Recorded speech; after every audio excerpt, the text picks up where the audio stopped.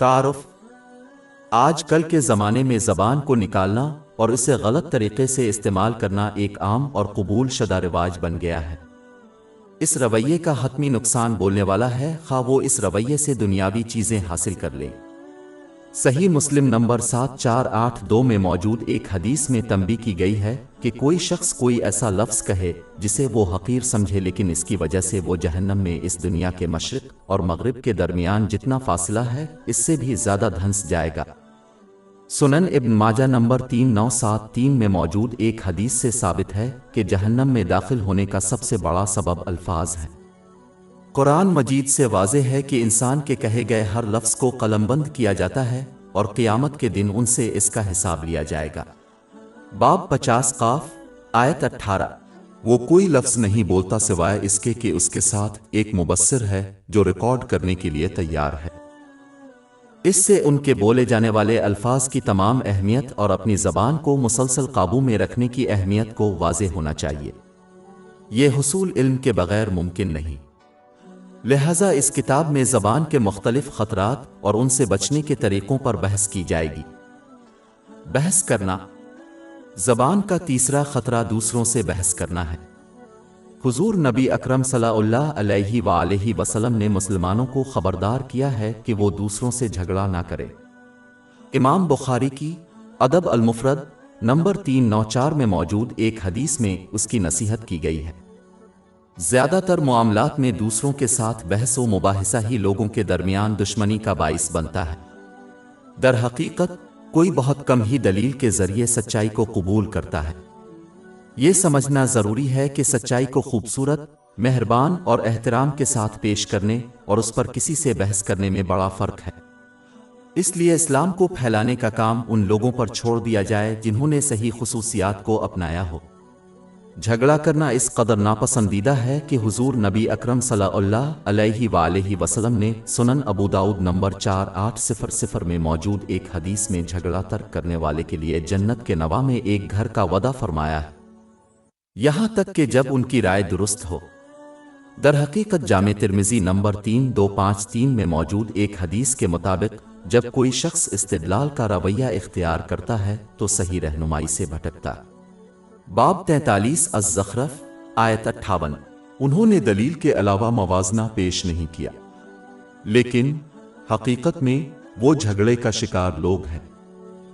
مسلسل بحث کرنا، یہاں تک کہ اگر یہ سچائی سے زیادہ ہے تو صرف بحث جیتنے کے لیے ثبوت کو توڑ مروڑ اور غلط تشریح کرنے کا سبب بن سکتا ہے۔ یہ برائی ہے کیونکہ یہ نہ صرف کرنے والے کو بلکہ بحث سننے والوں کو بھی گمراہ کرتی ہے۔ سنن ابن ماجہ نمبر 254 میں موجود ایک حدیث میں جہنم کی آگ سے سخت تنبیہ کی گئی ہے جو علم حاصل کرنے کے لیے بحث و مباحثہ کے ذریعے دوسروں کو بے وقوف بنائے۔ زیادہ تر معاملات میں بحث کرنا غیر ضروری ہے اور ہر ایک کے لیے مزید مسائل کا باعث بنتا ہے۔ جو جھوٹ بولتا ہے اس سے بحث کرنے کے بجائے اسے نظر انداز کرنا بہتر ہے، کیونکہ اس کا مقصد ہی دلیل کو بھڑکانا ہے۔ جو لوگ اس ذہنیت کو اپناتے ہیں وہ صرف اپنے علم اور برتری کو ظاہر کرنا چاہتے ہیں، جو غرور کی بری صفت کو جنم دیتا ہے۔ جیسا کہ صحیح مسلم نمبر 265 میں موجود حدیث سے ثابت ہے کہ جس کے دل میں ذرہ برابر تکبر ہوگا وہ جنت میں داخل نہیں ہوگا۔ نتیجہ اخذ کرنے کے لیے جو شخص استدلال والا رویہ اپناتا ہے اسے کبھی بھی ذہنی سکون نہیں ملے گا، کیونکہ وہ اپنی رائے کو چیلنج کرنے والوں پر مسلسل غصے کا شکار رہیں گے۔ اگر کوئی شخص امن چاہتا ہے تو اسے جھگڑنا چھوڑ دینا چاہیے۔ بہتان اور دوسروں کی غیبت کرنا۔ زبان کے اگلے خطرات وہ گناہ ہیں جو آج کل معاشرے میں بہت زیادہ ہوتے ہیں، یعنی غیبت اور بہتان۔ صحیح مسلم نمبر 6593 میں موجود ایک حدیث میں حضور نبی اکرم صلی اللہ علیہ وآلہ وسلم نے غیبت اور غیبت کا مفہوم بیان فرمایا۔ غیبت اس وقت ہوتی ہے جب کوئی کسی کی پیٹھ پیچھے اس طرح تنقید کرے جو اسے ناگوار گزرے، حالانکہ یہ سچ ہے، جبکہ غیبت غیبت کے مترادف ہے سوائے اس کے کہ قول صحیح نہیں ہے۔ ان گناہوں میں بنیادی طور پر تقریر شامل ہوتی ہے، لیکن اس میں دوسری چیزیں شامل ہو سکتی ہیں جیسے ہاتھ کے اشارے کا استعمال۔ غیبت ایک کبیرہ گناہ ہے اور قرآن پاک میں اس کا موازنہ مردہ لاش کا گوشت کھانے سے کیا گیا ہے۔ باب 49 الحجرات آیت 12۔ اور ایک دوسرے کی جاسوسی یا غیبت نہ کرے۔ کیا تم میں سے کوئی یہ پسند کرے گا کہ اپنے بھائی کے مرنے پر اس کا گوشت کھائے؟ آپ اس سے نفرت کریں گے۔ یہ سمجھنا ضروری ہے کہ یہ گناہ ان اکثر گناہوں سے بدتر ہے جو انسان اور اللہ تعالیٰ کے درمیان ہوتے ہیں۔ اس کی وجہ یہ ہے کہ انسان اور اللہ تعالیٰ کے درمیان جو گناہ ہے وہ اس کی طرف سے معاف ہو جائیں گے اگر گناہگار سچے دل سے توبہ کر لے، لیکن اللہ تعالیٰ غیبت کرنے والے کو اس وقت تک معاف نہیں کرتا جب تک کہ اس کا شکار پہلے اسے معاف نہ کر دے۔ اگر وہ ایسا نہیں کریں گے تو قیامت کے دن غیبت کرنے والے کی نیکیاں اس کے مقتول کو بطور معاوضہ دی جائیں گی، اور اگر ضرورت پڑی تو غیبت کرنے والے کے گناہ اس کے غیبت کرنے والے کو دیے جائیں گے جب تک کہ انصاف قائم نہ ہو جائے۔ یہ غیبت کرنے والے کو جہنم میں پھینکنے کا سبب بن سکتا ہے۔ اس کی تصدیق صحیح مسلم کی حدیث نمبر 6579 میں ہوئی ہے۔ غیبت صرف اس صورت میں جائز ہے جب کوئی شخص کسی دوسرے شخص کو غیر قانونی نقصان سے خبردار کر رہا ہو اور اس کی حفاظت کر رہا ہو۔ اگر کوئی شخص کسی دوسرے کے خلاف کسی تیسرے فریق کے ساتھ شکایت حل کر رہا ہو، جیسے کہ قانونی مقدمہ، سب سے پہلے ان کبیرہ گناہوں کے برے نتائج کا علم حاصل کر کے غیبت اور غیبت سے بچنا چاہیے۔ دوسری بات یہ ہے کہ ایک شخص کو صرف ایسے الفاظ ادا کرنے چاہئیں جو وہ خوشی سے اس شخص کے سامنے کہے، جو یہ جانتے ہوئے کہ وہ اسے جارحانہ انداز میں نہیں لیں گے۔ تیسرا یہ کہ ایک مسلمان کو دوسرے کے بارے میں صرف اس صورت میں الفاظ ادا کرنے چاہئیں جب وہ کسی دوسرے کے بارے میں یہ یا اس سے ملتے جلتے الفاظ کہنے میں کوئی اعتراض نہ کرے۔ مطلب انہیں دوسروں کے بارے میں بات کرنی چاہیے کہ وہ کس طرح چاہتے ہیں کہ لوگ ان کے بارے میں بات کریں۔ آخر میں ایک مسلمان کو چاہیے کہ وہ اپنے عیوب کی اصلاح پر توجہ دے، اور جب خلوص نیت سے کرے تو وہ دوسروں کی غیبت اور غیبت سے باز آ جائے گا۔ لعنت بھیجنا۔ زبان کا اگلا خطرہ لعنت ہے۔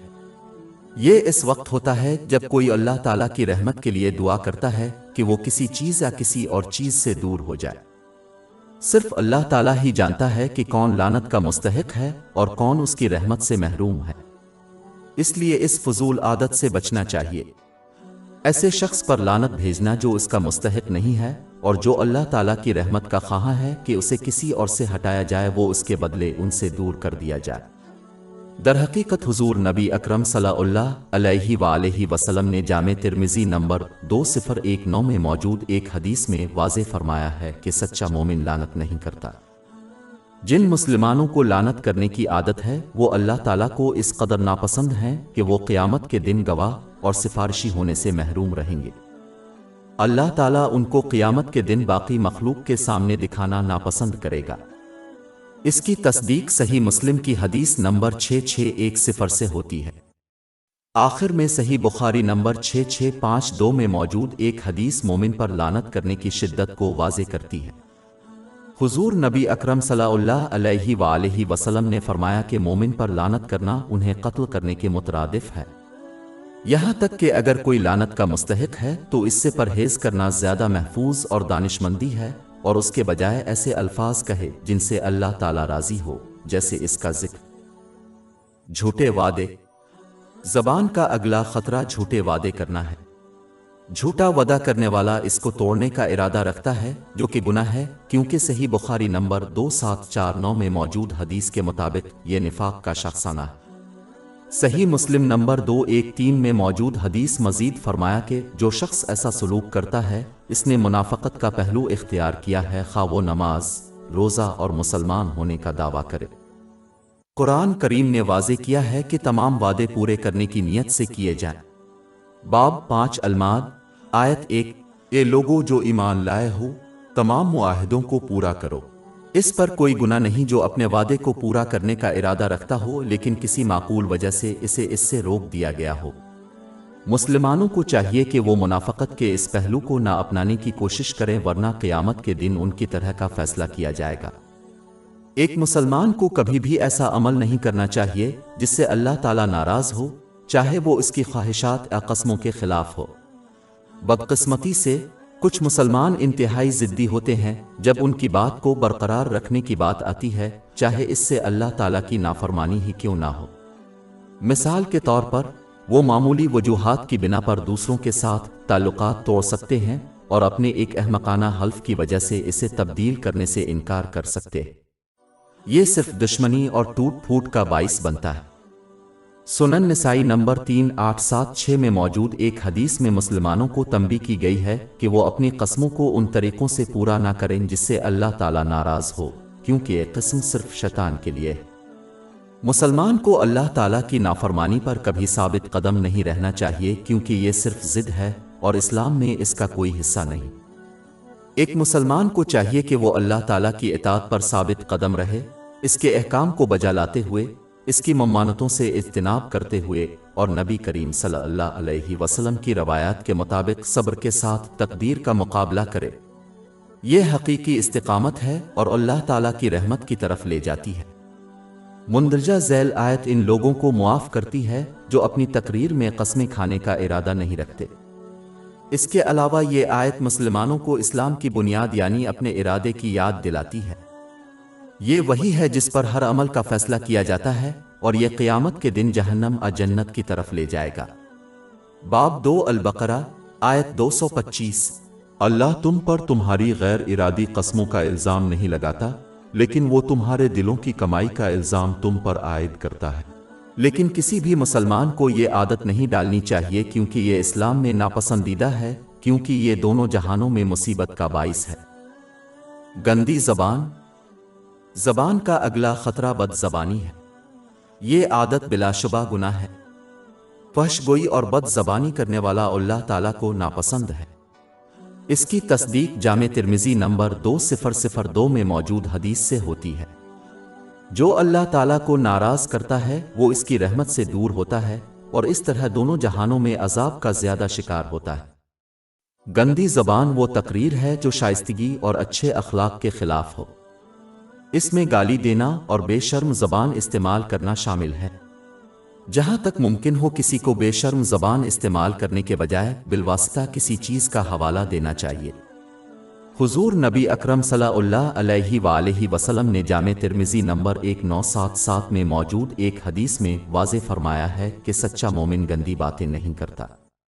پس جو اس کو اپنی عادت بنا لے وہ اپنے ایمان پر نظر ثانی کرے اور اس بری صفت سے سچی توبہ کرے۔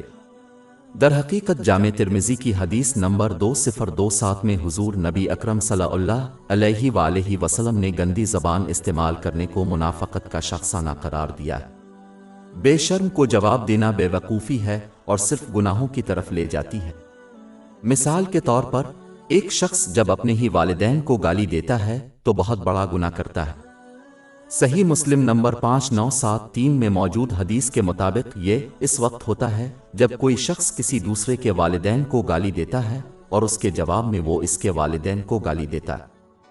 ایک مسلمان کو چاہیے کہ وہ اپنی زبان کو صرف سمجھدار الفاظ کے ذریعے پاک کرنے کی کوشش کرے، ورنہ وہ کوئی ایسا ناشائستہ کلام کہے جس کی وجہ سے وہ اس دنیا کے مشرق و مغرب کے درمیان جتنا فاصلہ ہے اس سے بھی زیادہ جہنم میں جا گرے۔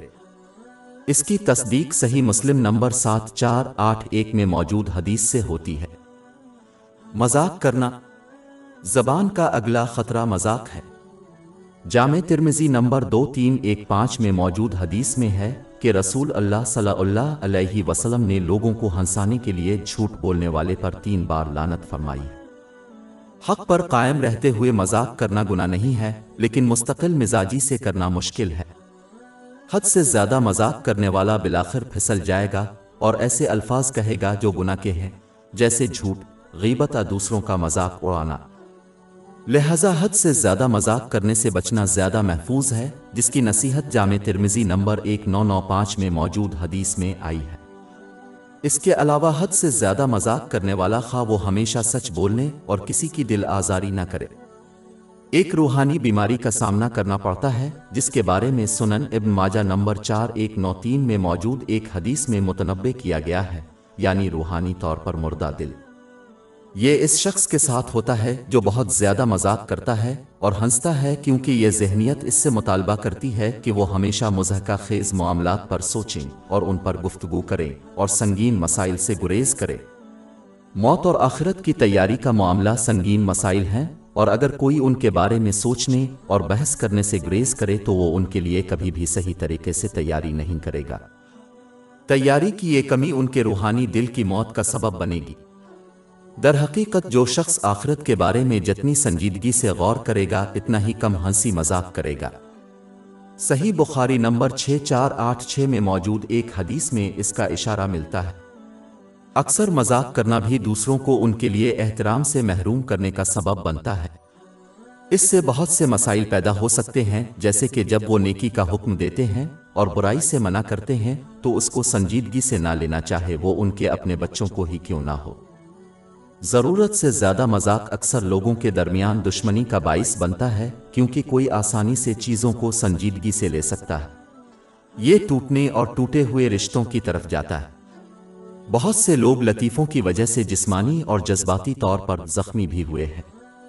इसके अलावा मजाक करते वक्त ऊंची आवाज़ में या पूरे मुंह से हंसने से गुरेज करना चाहिए, क्योंकि इस्लाम में ये नापसंद है।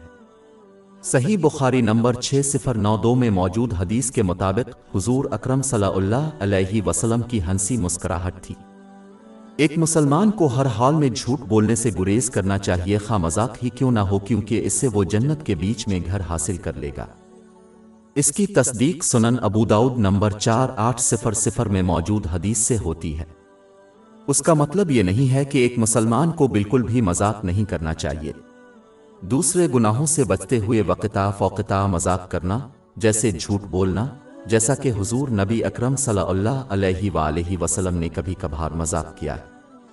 इसकी तस्दीक जामे तिर्मिज़ी नंबर 1990 में मौजूद एक हदीस से होती है। यह हद से ज़्यादा मजाक है जो कि नापसंदीदा और गुनाह है अगर उसका ताल्लुक़ गुनाह से हो। अपनी ख्वाहिशात की तकमील के लिए जानबूझकर हज़रत मोहम्मद सल्लल्लाहु अलैहि वसल्लम की किसी रवायत की गलत तशरीह करना गुनाह है।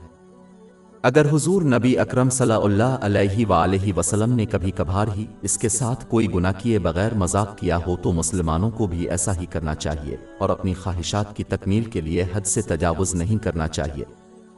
इसके अलावा लोगों के साथ खुश मिजाज रहने में भी बड़ा फ़र्क है, जैसे मुस्कुराना और हद से ज़्यादा मजाक करना। इमाम बुखारी की किताब अदब अल-मुफ़रद नंबर 301 में मौजूद हदीस के मुताबिक खुश मिजाज होना अल्लाह ताला की नेमत है, तिर्मिज़ी नंबर 1970 में। लिहाजा किसी को ये नहीं मानना चाहिए कि ज़्यादा मजाक करने से गुरेज का मतलब ये है कि लोग हमेशा उदास और अफसरदा मोड में रहें। झूठ बोलना। ज़बान का अगला ख़तरा शायद ज़बान से किया जाने वाला सबसे आम गुनाह है, यानी झूठ बोलना। झूठ नाकाबिल कबूल है, चाहे वो छोटा झूठ हो जिसे अक्सर सफ़ेद झूठ कहा जाता है, या जब कोई मजाक के तौर पर झूठ बोलता है। इन तमाम किस्म के झूठ हराम है। दर हकीकत वो जो लोगों को हंसाने के लिए झूठ बोलता है, इसलिए इसका मकसद किसी को धोखा देना ना हो। इस पर जामे तिर्मिज़ी नंबर 2315 में मौजूद एक हदीस में 3 मरतबा लानत आई है। एक और मशहूर झूठ जो लोग अक्सर ये मानते हुए बोलते हैं कि ये कोई गुनाह नहीं है, जब वो बच्चों से झूठ बोलते हैं। बिलाशुबा ये हदीस के मुताबिक गुनाह है, जैसा कि सुनन अबू दाऊद नंबर 4991 में है। बच्चों से झूठ बोलना सरी हमाकत है, क्योंकि वो इस गुनाह की आदत सिर्फ बड़े से ही अपनाएंगे जो उनसे झूठ बोलेगा। इस तर्ज अमल से जाहिर होता है कि बच्चों का झूठ बोलना काबिल कबूल है, जबकि ये इस्लाम की तालीमात के मुताबिक काबिल कबूल नहीं है। सिर्फ इंतहाई नायाब और इंतहाई सूरतों में झूठ बोलना काबिल कबूल है। मिसाल के तौर पर किसी बेगुनाह की जान की हिफाजत के लिए झूठ बोलना। झूठ से बचना ज़रूरी है, जैसा कि जामे तिर्मिज़ी नंबर 1971 में मौजूद एक हदीस के मुताबिक ये दूसरे गुनाहों का बाइस बनता है, जैसे गीबत और लोगों का मजाक उड़ाना। ये तर्ज अमल जहन्नम के दरवाज़ों की तरफ ले जाता है। जब कोई शख्स मुसलसल झूठ बोलता है तो अल्लाह ताला इसे बहुत बड़ा झूठा लिखता है। ये पेशीन गोई करने के लिए किसी आलम की ज़रूरत नहीं कि क़यामत के दिन इस शख्स के साथ किया होगा जिसे अल्लाह ताला ने बहुत बड़ा झूठा लिखा है। तमाम मुसलमान फरिश्तों की सोहबत के ख्वाहिशमंद हैं, लेकिन जब कोई झूठ बोलता है तो वो इसकी सोहबत से महरूम हो जाता है। दर हकीकत झूठे के मुंह से निकलने वाली बदबू फरिश्तों को उनसे 1 मील दूर कर देती है। इसकी तस्दीक जामे तिर्मिज़ी नंबर 1972 में मौजूद हदीस से होती है। झूठ बोलना जो मुआशरे में दूसरों तक फैल जाए इतना बड़ा गुनाह है कि सही बुखारी की हदीस नंबर 7047 के मुताबिक अगर कोई शख्स ऐसा करे और तौबा ना करे तो उसे मौत के बाद इस हद तक सज़ा दी जाएगी کہ ان کے منہ میں لوہے کا کانٹا لگا دیا جائے گا اور ان کے چہرے کی کھال اکھاڑ دی جائے گی۔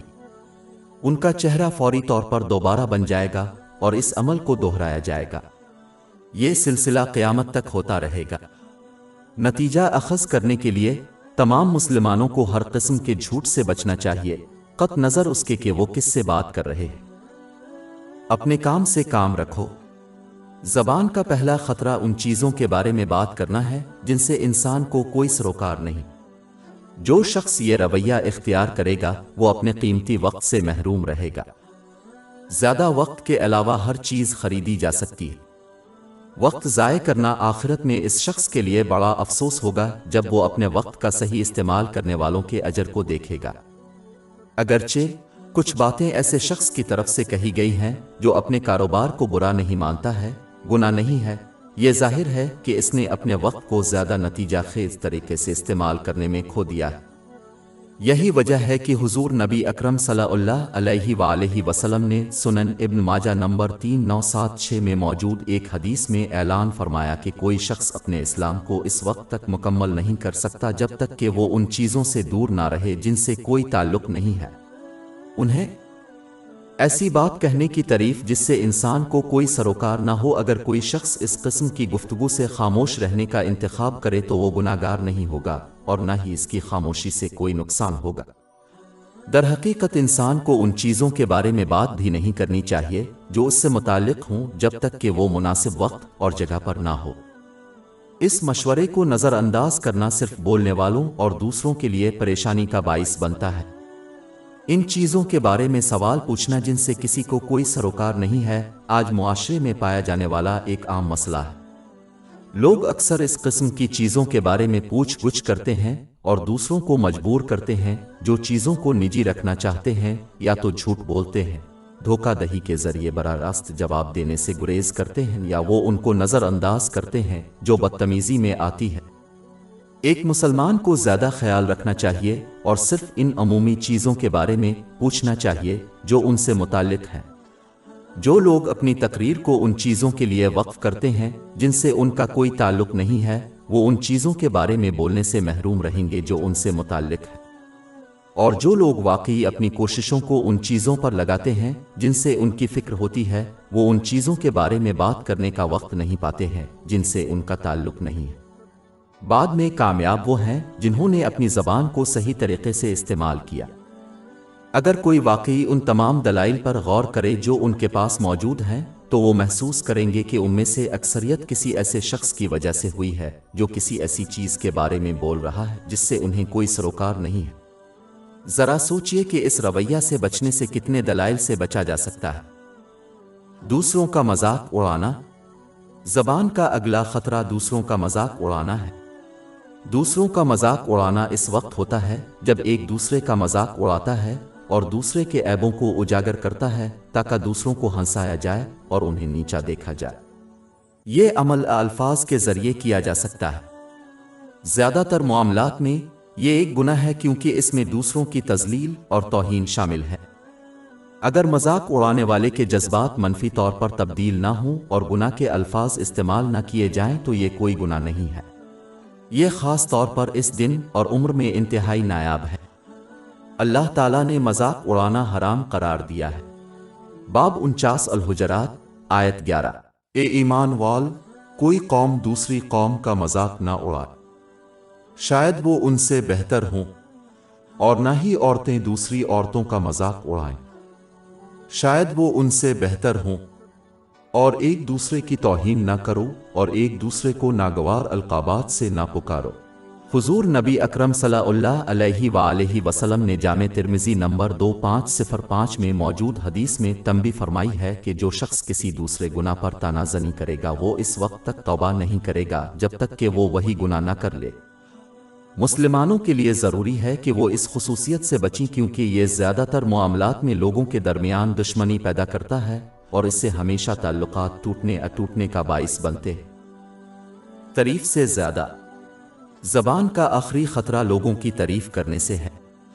صحیح بخاری نمبر 2662 میں موجود ایک حدیث میں حضور نبی اکرم صلی اللہ علیہ وآلہ وسلم نے دوسروں کی تعریف کرنے سے منع فرمایا۔ یہ ایک ناپسندیدہ عمل ہے کیونکہ اگر تعریف جھوٹ پر مبنی ہو تو سب سے پہلے گناہ ہو سکتا ہے۔ یہاں تک کہ اگر لوگوں کی خاص طور پر تعریف کرنا درست ہے تو جاہل ان کے غرور کا باعث بن سکتے ہیں۔ یہ ایک بری صفت ہے کیونکہ ایک ایٹم کی قیمت کسی کو جہنم میں لے جانے کے لیے کافی ہے۔ صحیح مسلم نمبر 265 میں موجود ایک حدیث میں اس کی تنبیہ کی گئی ہے۔ حد سے زیادہ تعریف کرنا بھی تعریف کرنے والے کو یہ یقین دلانے کا باعث بن سکتا ہے کہ اس نے اللہ تعالیٰ کی اطاعت میں اپنی صلاحیت پوری کر دی ہے، اس لیے اس میں بہتری کی ضرورت نہیں۔ کسی مسلمان کو دوسروں کی تعریف سے بے وقوف نہیں بننا چاہیے کیونکہ وہ اپنے اعمال اور باطن کے چھپے ہوئے کردار کو کسی دوسرے سے بہتر جانتے ہیں۔ اس پر اور ان گنت بار غور کرنے سے اللہ تعالیٰ نے لوگوں سے ان کے عیوب کو چھپا رکھا ہے، انہیں غرور کرنے سے روکنا چاہیے۔ اس کے علاوہ انہیں یاد رکھنا چاہیے کہ ان کے پاس جو قابل تعریف صفت ہے وہ اللہ تعالیٰ کے علاوہ کسی اور نے انہیں عطا کی ہے، اس لیے تمام تعریفیں اسی کے لیے ہیں۔ آخر میں ایک مسلمان کو چاہیے کہ وہ اپنے پاس موجود نعمتوں کو ان طریقوں سے استعمال کر کے اللہ تعالیٰ کا زیادہ شکر گزار بن جائے جو اس کو خوش کرتے ہیں۔ وہ بجائے اس کے کہ دوسروں کو اس حدیث کے بارے میں نصیحت کریں اور تنبیہ کریں کہ وہ دوسروں کی زیادہ تعریف نہ کریں۔ صرف بعض صورتوں میں دوسروں کی تعریف کرنا قابل قبول ہے اور اس میں ان کی زیادہ تعریف نہ کرنا، سچائی پر قائم رہنا، اور یہ اس لیے کیا جانا چاہیے تاکہ وہ زیادہ اچھے کام کرنے کی ترغیب دے۔ یہ خاص طور پر بچوں پر لاگو ہوتا ہے، جیسے کہ ان کے اسکول کے کام کے حوالے سے ان کی تعریف کرنا، اچھے برتاؤ اور اسلام کے فرائض کی تکمیل۔ Tell bearing. زبان کا اگلا خطرہ بدنیتی پر مبنی گپ شپ کا مطلب ہے کہانی کا اثر۔ صحیح مسلم نمبر 290 میں موجود ایک حدیث میں حضور نبی اکرم صلی اللہ علیہ وآلہ وسلم نے تنبیہ فرمائی کہ بدگمانی پھیلانے والا جنت میں نہیں جائے گا۔ یہ وہ ہے جو گپ شپ پھیلاتا ہے، چاہے یہ سچ ہو یا نہیں، اور اس سے لوگوں کے درمیان مسائل، ٹوٹے ہوئے رشتے ہوتے ہیں۔ یہ ایک خبیث خصلت ہے، اور جو اس طرح کا رویہ اختیار کرتے ہیں وہ در حقیقت انسانی شیطان ہیں، کیونکہ یہ ذہنیت شیطان کے علاوہ کسی اور کی نہیں ہے۔ وہ ہمیشہ لوگوں کے درمیان جدائی پیدا کرنے کی کوشش کرتا ہے۔ اللہ تعالیٰ نے قرآن مجید میں ایسے شخص پر لعنت فرمائی ہے۔ باب 104 الحمزہ آیت 1، اور ایک دوسرے کی جاسوسی یا غیبت نہ کرے۔ کیا تم میں سے کوئی یہ پسند کرے گا کہ اپنے بھائی کے مرنے پر اس کا گوشت کھائے؟ آپ اس سے نفرت کریں گے۔ یہ سمجھنا ضروری ہے کہ یہ گناہ ان اکثر گناہوں سے بدتر ہے جو انسان اور اللہ تعالیٰ کے درمیان ہوتے ہیں۔ اس کی وجہ یہ ہے کہ انسان اور اللہ تعالیٰ کے درمیان جو گناہ ہے وہ اس کی طرف سے معاف ہو جائیں گے اگر گناہگار سچے دل سے توبہ کر لے، لیکن اللہ تعالیٰ غیبت کرنے والے کو اس وقت تک معاف نہیں کرتا جب تک کہ اس کا شکار پہلے اسے معاف نہ کر دے۔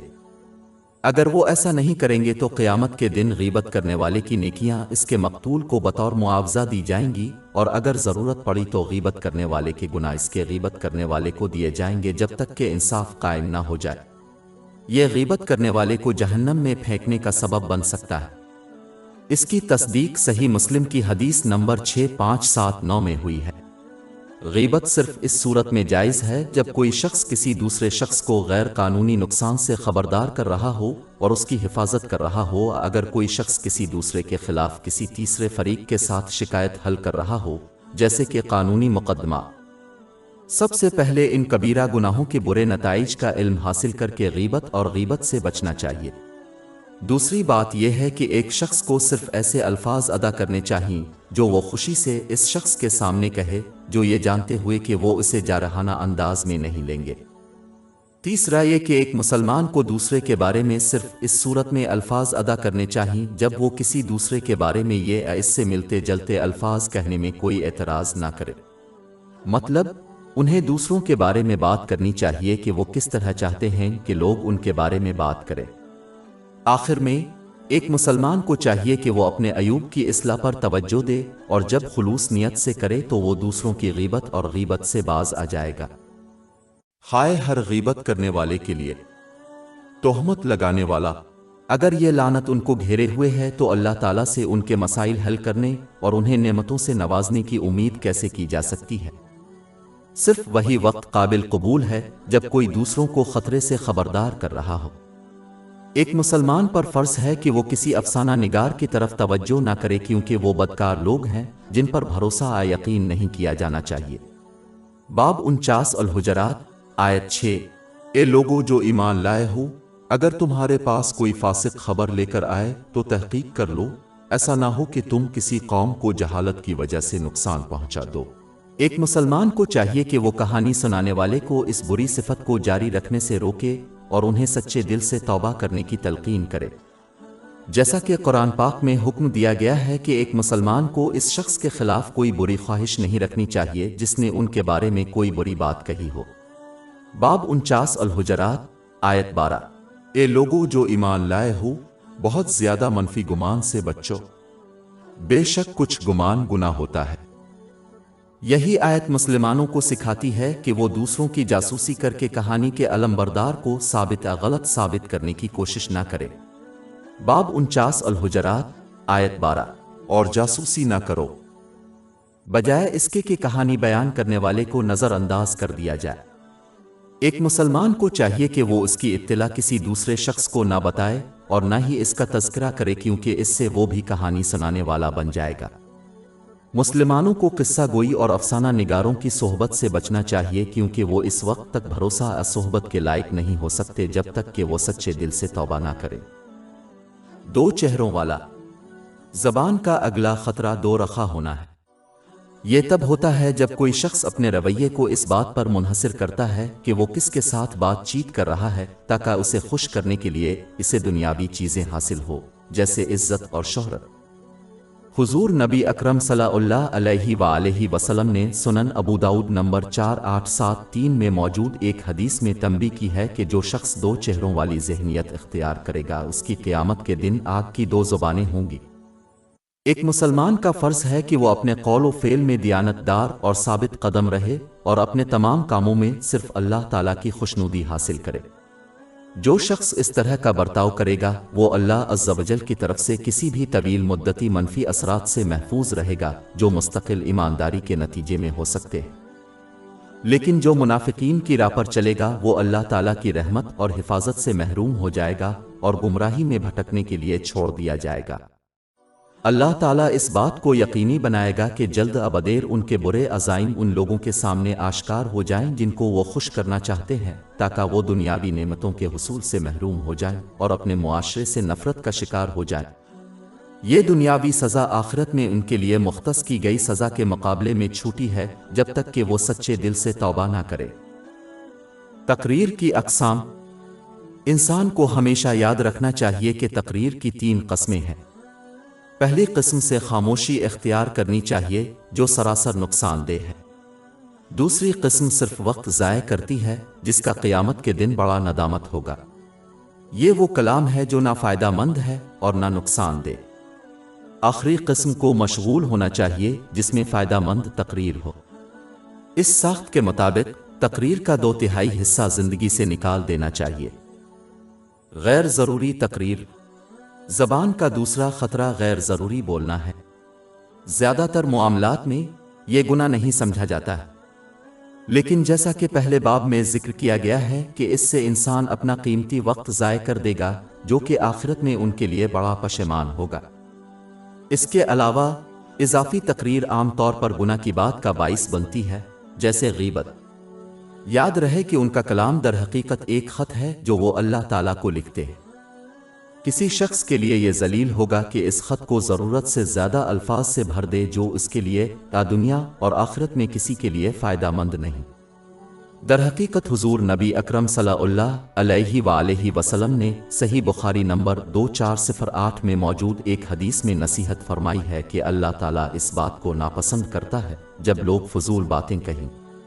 بہت سی احادیث سے یہ بات واضح ہے کہ حضور نبی اکرم صلی اللہ علیہ وآلہ وسلم نے غیر ضروری الفاظ نہیں کہے اور اس کے لیے ناپسندیدگی کا اظہار کیا۔ اس کی مثال امام بخاری کی کتاب ادب المفرد نمبر 2A1 میں موجود ایک حدیث میں درج ہے۔ لہذا مسلمان کا فرض ہے کہ اس خصلت سے بچے۔ نتیجہ واضح کیا گیا ہے کہ زبان کے بے شمار خطرات ہیں۔ اس لیے مسلمانوں کے لیے یہ ضروری ہے کہ وہ جو کچھ کہتے ہیں اس سے مسلسل آگاہ رہیں، کیونکہ قیامت کے دن انہیں جہنم میں گرانے کے لیے صرف ایک لفظ کی ضرورت ہے۔ اس کی تصدیق سنن ابن ماجہ نمبر 3970 میں موجود ایک حدیث سے ہوتی ہے۔ یہ ضروری ہے کہ آدمی بولنے سے پہلے سوچے اور صرف اس وقت آگے بڑھے جب الفاظ گناہ بےہودہ نہ ہو۔ یہ ایک ذہین انسان کی نشانی ہے۔ حضور نبی اکرم صلی اللہ علیہ وآلہ وسلم نے صحیح مسلم نمبر 176 میں موجود ایک حدیث میں ایک مسلمان کے لیے زبان کے تمام خطرات سے بچنے کا طریقہ بتایا ہے، یعنی یا تو اچھی بات کہی جائے یا خاموش رہے۔